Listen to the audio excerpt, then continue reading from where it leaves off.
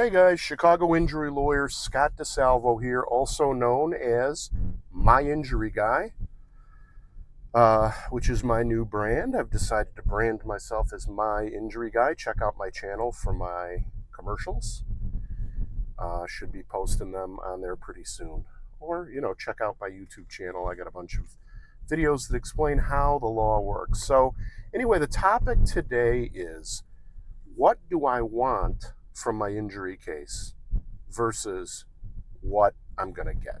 Okay. So I've got a client here who called me up. He wanted to switch lawyers. He's working with a lawyer who I know is a pretty reasonable guy. And the reason why he wanted to switch wasn't a really great reason. Like, it wasn't like the most solid reason I've ever heard in the history of the world. Okay. I just kind of talked to the guy and I said, look, if you really want to switch, we can talk about doing that, but I know the lawyer you have, and this is what I do every time somebody calls me and wants to switch. I say, look, I know the guy who represents you, and I don't say this all the time, but I said, look, I know the guy who represents you. He's a good lawyer, and the reasons you want to switch seem like, he didn't call you back once and you're upset about it. But basically what it came down to after I talked to this guy, and then he actually gave me permission to talk to his lawyer and find out what was going on. And so really what the conflict between the lawyer and the client is that the client wanted, this much. He wanted a lot of money and a lot of compensation. And the lawyer basically told him, look, it is very unlikely that we're going to get this much. We're probably going to get about this much. And that's where the conflict came in. So the real conflict wasn't that the lawyer was a bad lawyer or that he didn't call the client back. The real conflict was that the client wasn't hearing what he wanted to hear. And I get it, I understand, but here's something that you have to be aware of, especially in workers' comp cases. In this case, the lawyer had actually taken the case to pretrial. Now, what is a pretrial in a workers' comp case? It is when you basically go before the judge and you present your facts, and the other side says, here's what we think we'll prove. And then the judge says, look, here's how I see it, assuming what you're telling me is true, assuming what the injured party's lawyer is saying the evidence will be, assuming what you say the evidence will be, I'm going to find in favor of the injured party for, $48,000 in that range, based on what you're telling me, assuming the evidence at trial is actually what the evidence at trial is. And that, the thing is, in a workers' comp case, that judge is the one who hears your case. Now, it's a little bit different in a third-party case, like a car accident, dog bite, bar fight, medical malpractice, nursing home abuse, fall on property involving an injury. Those cases are different. Those happen at the courthouse, not at the commission. In workers' comp, your case gets assigned to a judge. It pretty much always stays with that judge.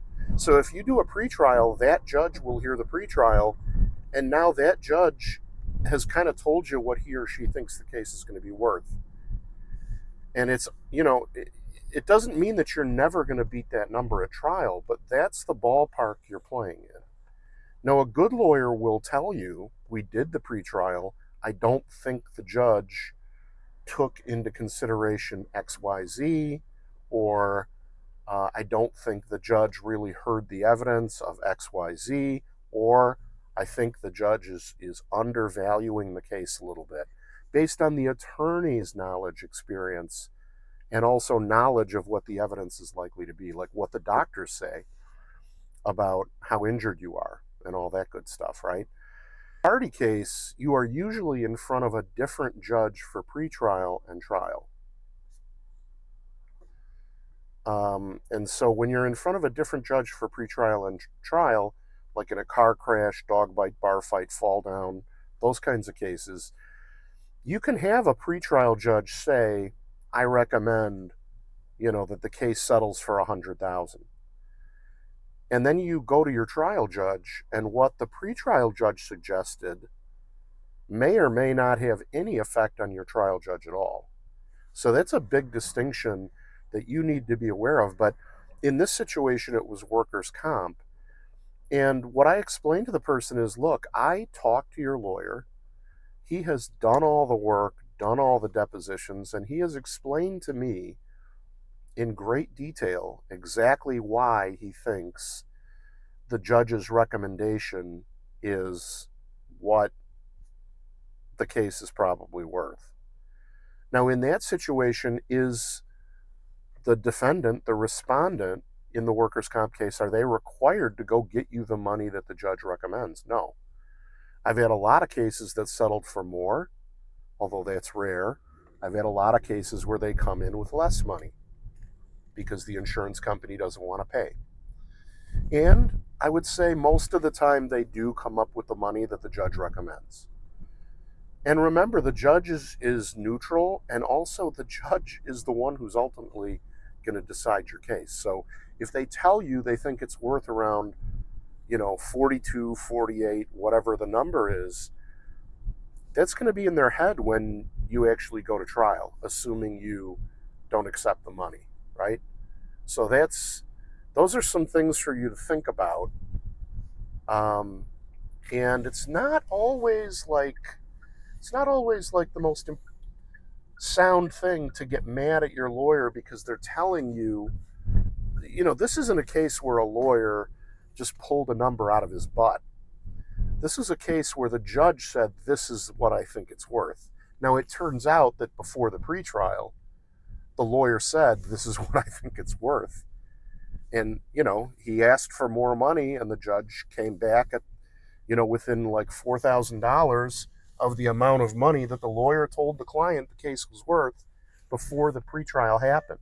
Okay? So, I have been involved in cases where an attorney kind of comes up with a number that seems really low to me. And when I take over cases like that, or, sometimes a lawyer will give somebody a number based on an initial conversation, which I never do. I don't give people numbers because if I'm going to give somebody a number, I want to know everything about the file. And they'll give you a number that represents the ability for them to settle the case quick and move on to the next case. The problem is that doesn't put the maximum amount of money in the injured person's pocket, which is what the lawyer is supposed to be doing in the first place. So there are situations where lawyers come up with numbers that are too low, that don't reflect full value in the case, and that's unfortunate. That's unfortunate. But that's sort of the way the cookie crumbles.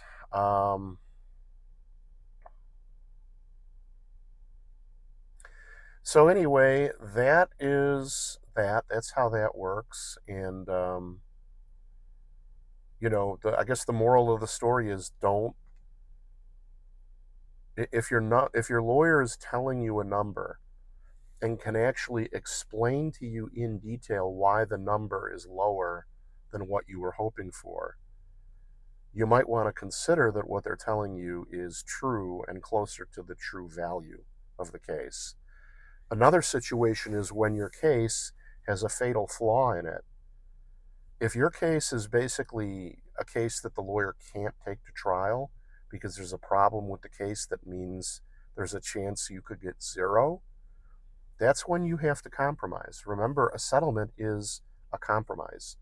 It doesn't mean you get absolute full value. If there's like a 25% chance that the judge is not going to believe you and give you zero, it's time to start being very flexible in the numbers. Okay? So anyway, thanks for watching. If you or anyone you know has been injured and needs help, let me know. Give me a call. You can call me anytime, night or day.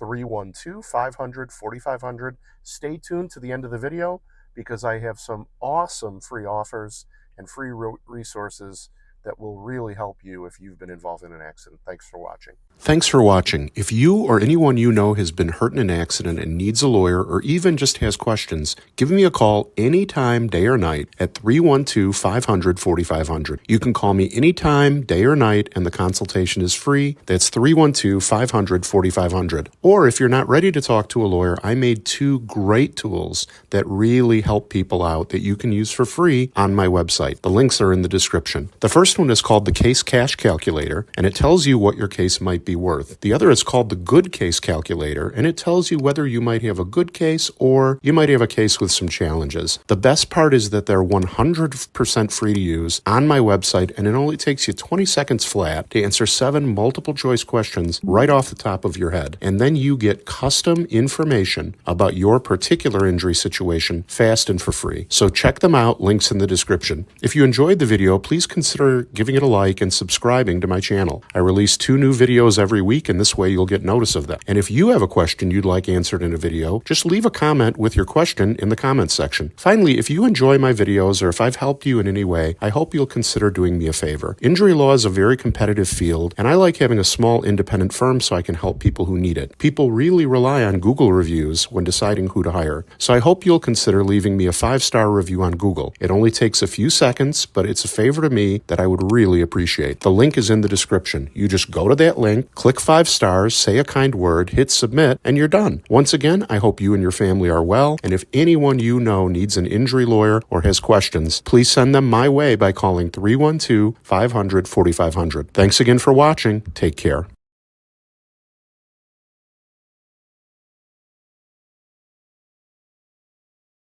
312-500-4500. If you got hurt, you gotta give them a try. Call my injury guy. Call my injury guy. 312-500-4500. If you got hurt, you gotta give them a try.